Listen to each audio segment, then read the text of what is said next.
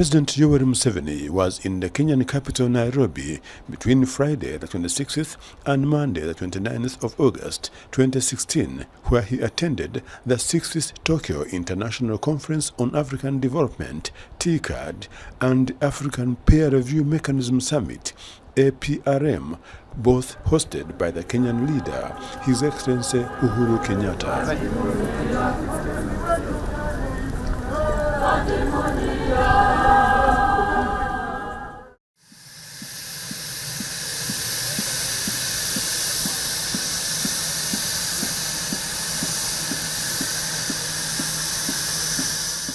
On arrival at Jomo Kenyatta International Airport on Friday, President Museveni was received by the Kenyan Cabinet Secretary, Dr. Cleophas Mutue, Uganda's High Commissioner to Kenya, Mrs. Angelina Wapakabulo, and other senior government officials from both countries.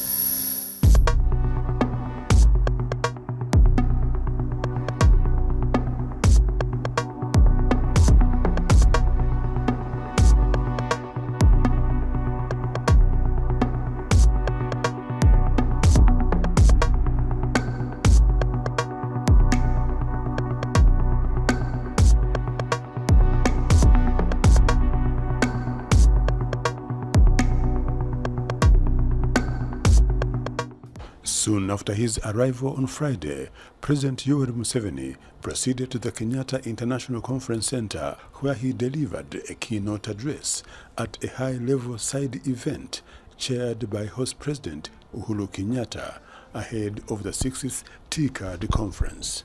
The occasion examined TICAD support for good governance in Africa through effective implementation of Agenda 2063, the Yokohama and Nairobi Declaration.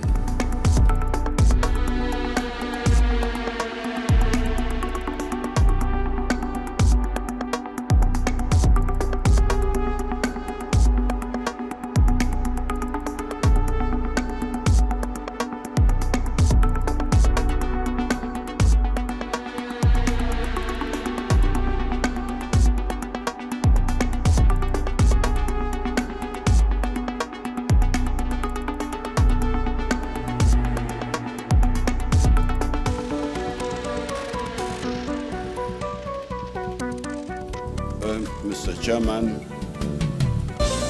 and the dignitaries who are here. The topic, I am told, is good governance. That's what you said. Now, the problem I have with these discussions is that they handle these topics in a fragmented way. There is a belief, I don't know where it comes from, that there is one problem at one time. In the 1960s, in the universities, they were talking about what they called integrated rural development.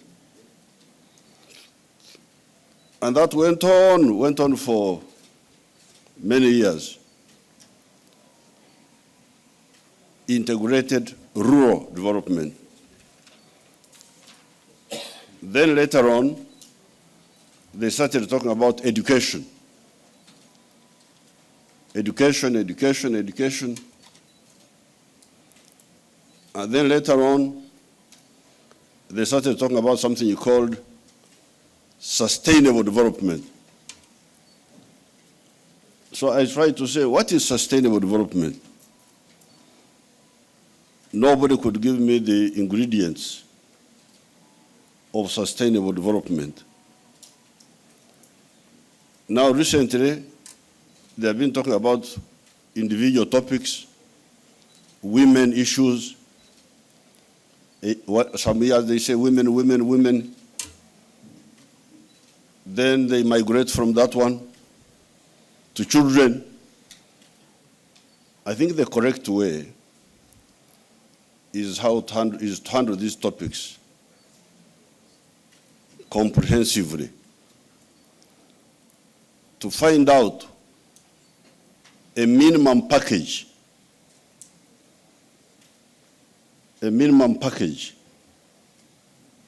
that will create impact. What is the purpose? If you are talking about Africa, that is. I hope you are talking about Africa. If you are talking about Africa, the aim must be to cause socio-economic transformation.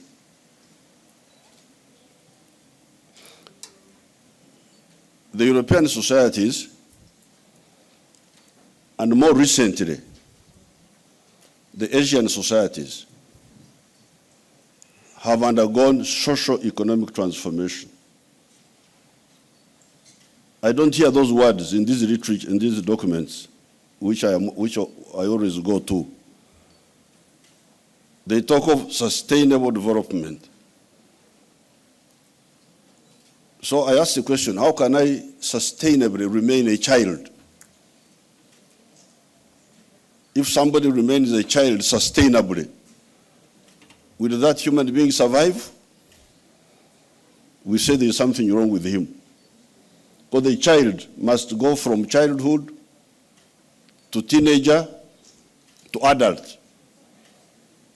That means you have two processes going on. Quantitative growth, the child is growing in size, but also qualitative change. At some stage, quantity must translate into quantity. You must go from childhood to teenager, and from teenager to adult. Otherwise, you are not viable. How can you be LDC, year 1, year 2, year 3, year 4, but you are sustainably so? That means there is something wrong with your physiology. And we must look at that physiology. And it's not surprising, because we have seen in the last 600 years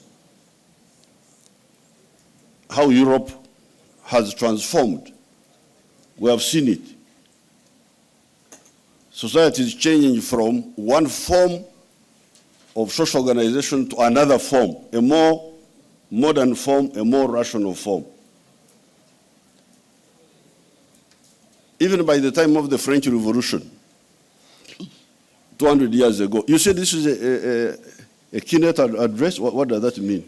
How many minutes do I have? Huh? 10 more. 10 more? Oh, okay. Even by the time of the French Revolution, which is 200 years ago, the European society had a certain structure, which you can check again if you want to do some revision of your history. You had the aristocrats, you had the middle class, you had the working class, and you still had the peasants, what we call peasants at that time. If you go to France today, you will not find the peasants. They are no longer there. You will not find the aristocrats. You will find mainly the middle class and the skilled working class. Now the question is, why is Africa still not having a predominant middle class and a large-scale skilled working class? So if you're talking about governance, good governance, please don't just talk about elections only. That you have elections every 5 years and you have observers from Europe who come to observe what they don't understand. That's not good governance. Good governance must be comprehensive. And since you gave me 10 minutes, in my 50 years of observation, I'm excluding the other years when I was observing but not very well informed. So these 50 years are really when I was observing and very well informed. I have seen 10 bottlenecks, which are the problem. So if you are talking of good governance, you may have to address these 10 bottlenecks. There are many. I don't think I can cover them now. So I think I should just select 3. But there are 10. The 3 I would like to mention, one is infrastructure. When they were talking about rural development and those models of development, somehow they would not emphasize infrastructure, especially electricity, the railway, good roads, the ICT backbone. And if you go to the internet, you will see that problem. There's something they call kilowatt hour per capita, the amount of electricity each person consumes in a country. African countries have got very low kilowatt hour per capita, all of them, except South Africa and Gaddafi's Libya, before Gaddafi was killed by some people.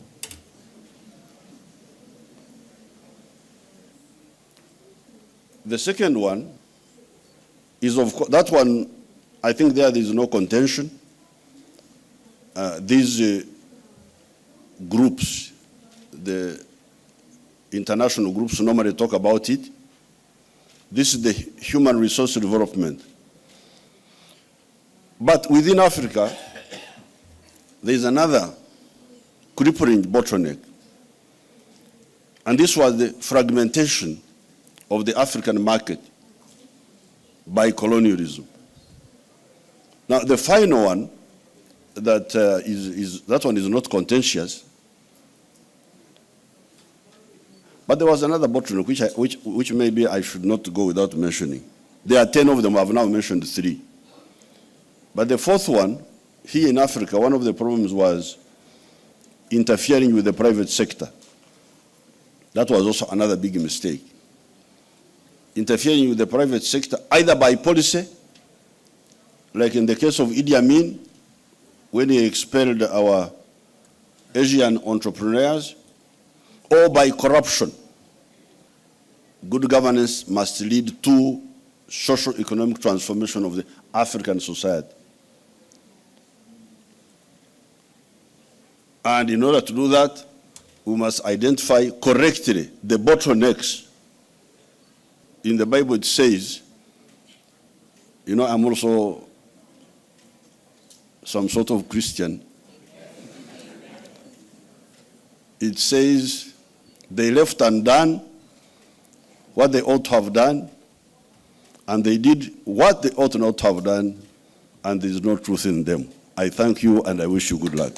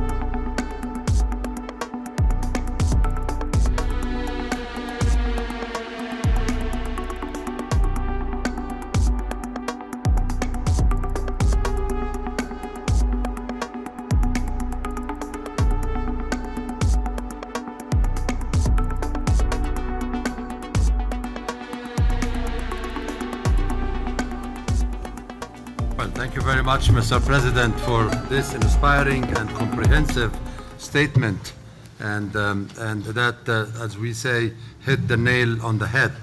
And let me tell Your Excellency that you will be happily surprised to see that in the document of the Nairobi Declaration that we are about to adopt in this summit, clear reflection of the four main areas that you have just highlighted. The bottlenecks, when I spoke only about 5, because I didn't get time to talk about the others.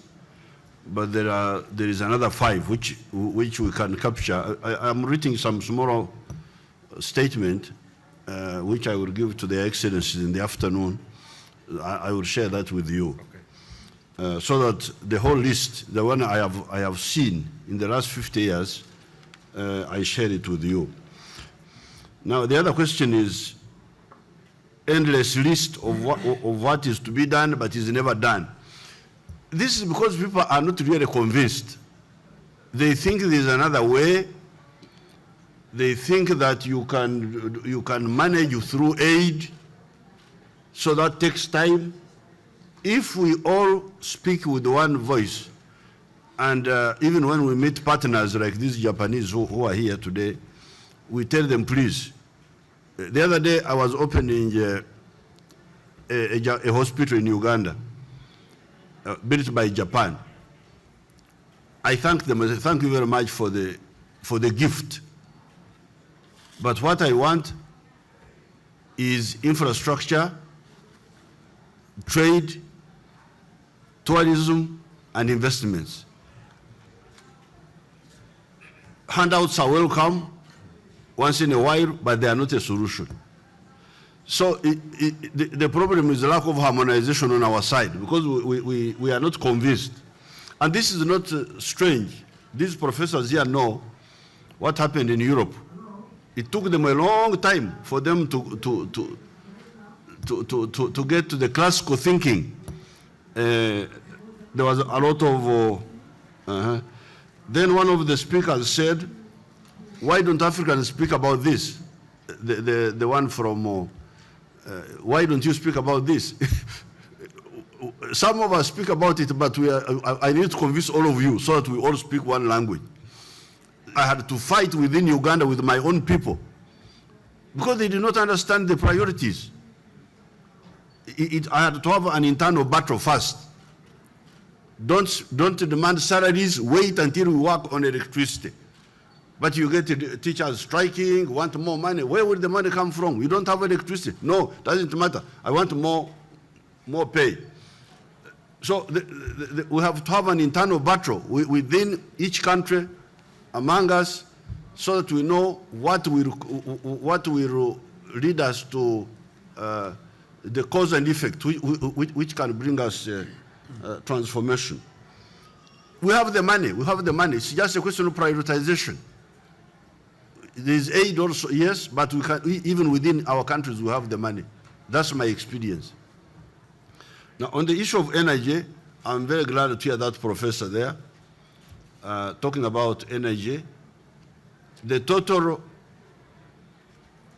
electricity on all the rivers of Africa is 360,000 megawatts of electricity. This is not too much. This is not much. If you take a country like the United States, which has got a population of 300 million people, they have more than 1.5 million megawatts. Here we are more than 1 billion people. So the hydroelectricity, even if it is developed, is not enough. So we must look at other sources, including the nuclear energy. I'm glad you talked about that. I think these were the points which were raised from the audience, and I thank you, and I wish you good luck. Thank you very much.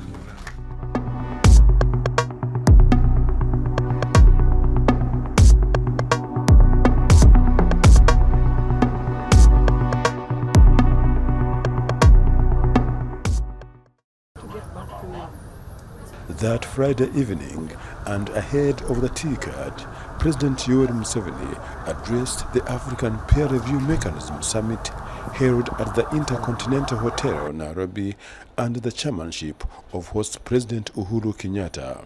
Mr. Museveni addressed the conference on strategic bottlenecks facing Africa's socio-economic development and transformation. Years ago, Chinua Achebe spoke bluntly when he said that the problem with Africa was its leadership. This generation of leaders must rise to that challenge, and we must show ourselves worthy of the responsibilities that our people have chosen us to undertake. Excellencies, ladies and gentlemen, we meet even as the TICAD Summit is underway. The summit again is proof that African leaders are reaching out to each other as well as to foreign partners and friends. We have learned that continental unity and strong multilateral partnership are the path to fulfilling the potential of Africa and its people.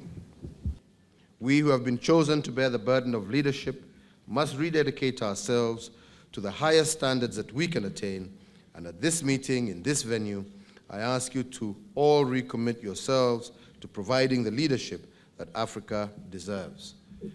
On behalf of the AU Commission, let me say how happy we are to be here in this great city of Nairobi, and to thank His Excellency, the President Uhuru, and the people and government of the Republic of Kenya for hosting not only this APRM, but also the TICAD IV. We thank you, Mr. President, for convening this meeting and for your efforts to revitalize the APRM. At last, the APRM Summit that took place in Addis Ababa in the margins of the AU Summit in January, two key matters were discussed, namely the revitalization of the APRM, the integration of the APRM into the AU processes. It is therefore gratifying to note that there is progress that has been achieved since that time. The following day, on Saturday, African heads of state converged at the Kenyatta International Convention Centre for the 6th Tokyo International Conference on African Development, TICAD, convened by the Japanese Prime Minister, His Excellency Shinzo Abe. The conference, that attracted more than 20 African heads of state and government, was the first of its kind on the African continent since its inception in 1993. It was held under the theme of Partnership for Shared Prosperity. Ladies and gentlemen, on behalf of the people and the government of Kenya, I take this opportunity to welcome you to Nairobi for the 6th Tokyo International Conference on African Development, held here in Africa for the very first time in its history. We are gathered here in friendship and a collective ambition to build a shared prosperity, and I want to say a special thank you to Prime Minister Shinzo Abe and the people of Japan. TICAD started following the end of the Cold War, finding an African continent that was driven more by the development imperative than by global politics. In his address to the summit, the Japanese Prime Minister called on the United Nations to grant Africa a permanent seat on the United Nations Security Council. 皆様こんにちは。ついにTICADがアフリカにやってきました。お約束を果たしました。発足23年、TICADは今アフリカの土を踏みました。日本とアフリカ諸国の関係に新たな幕開けです。He urged and emphasized that the African continent, with the largest membership at the United Nations, should have a permanent slot at the UN Security Council by 2023. He also pledged Japan's commitment towards helping Africa solve challenges like epidemics and insecurity.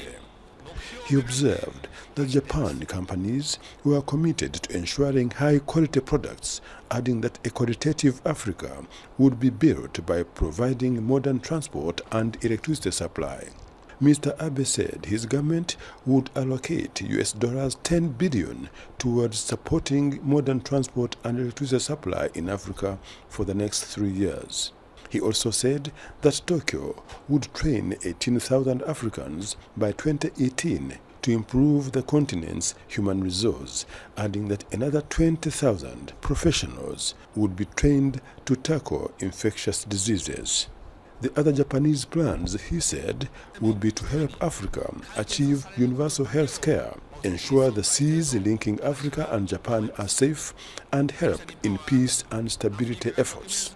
Premier Abe noted that this approach would be characterized by young people with high esteem that should be supported to achieve their potential.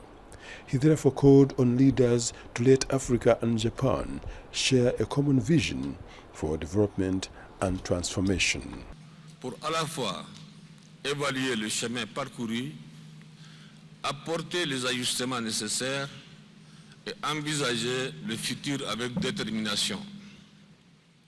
The African Union chairman, President Idriss Déby of Chad, said Japan should invest in Africa with the goal of improving infrastructure, water and energy. He observed that the move would enable the continent achieve Africa's dreams. TICAD is an international conference on Africa's development held with the objective of having policy dialogue between African leaders and development partners led by Japan, aimed at accelerating Africa's development and transformation. The other co-organizers of TICAD are the United Nations Office of the Special Advisor on Africa and the United Nations Development Programme, UNDP.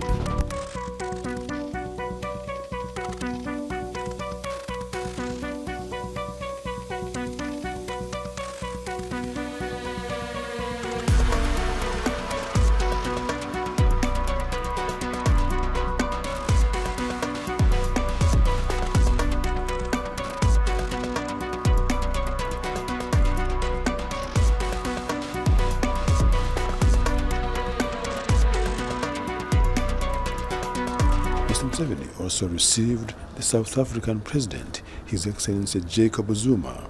The meeting took place at the Kenyatta International Convention Centre on the sidelines of the TICAD Summit. The two discussed matters of mutual interest between the two countries. President Museveni also received the administrator of the UNDP, Ms. Helen Clark, who called on him at his Safari Park residence. They discussed development issues between the United Nations and Uganda.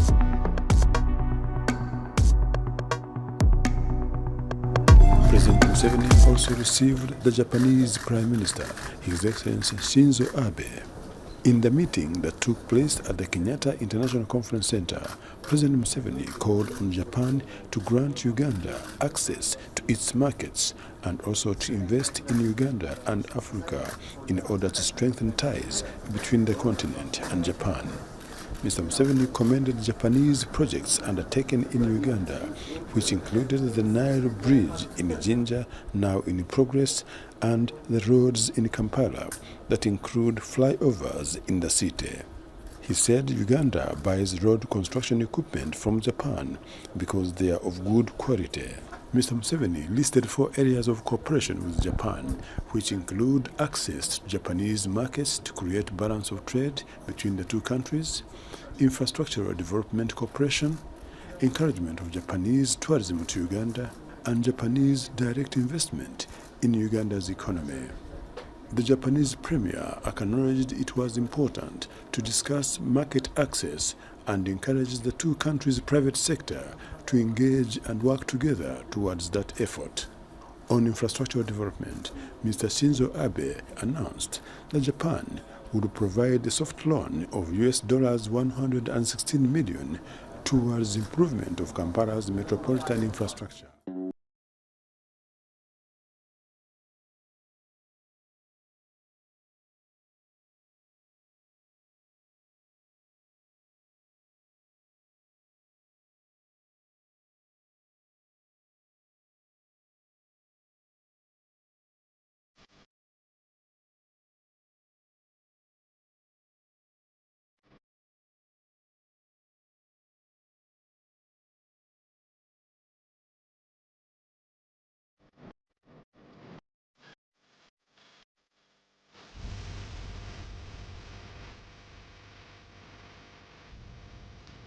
After that inspiring presentation, African leaders unanimously agreed to use President Museveni's document to guide the African continent on her economic development agenda.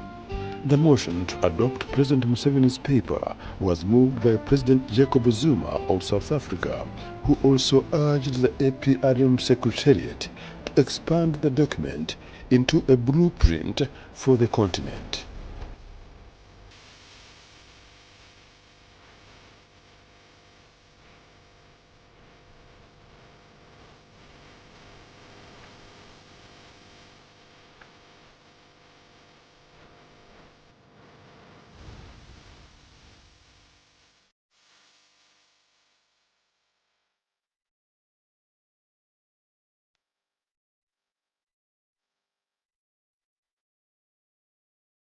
President Museveni also received host President of Kenya, His Excellency Uhuru Kenyatta, who came to see him at his hotel residence of Safari Park.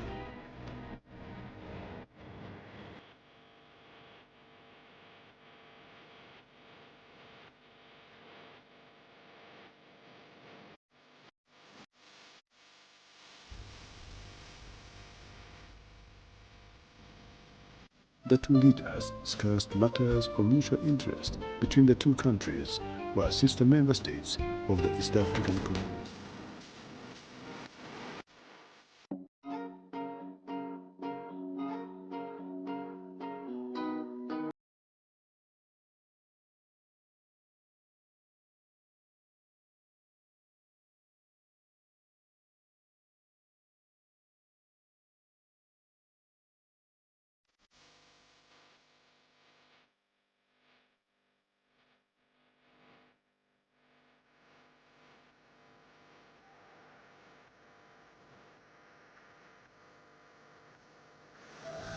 Mr. Museveni left for home on Monday and was seen off at Jomo Kenyatta International Airport by Kenya's Cabinet Secretary, Dr. Cleopas Mutua, Uganda's High Commissioner at Nairobi, Ms. Angelina Rapakaburo, and other senior officials of the two countries.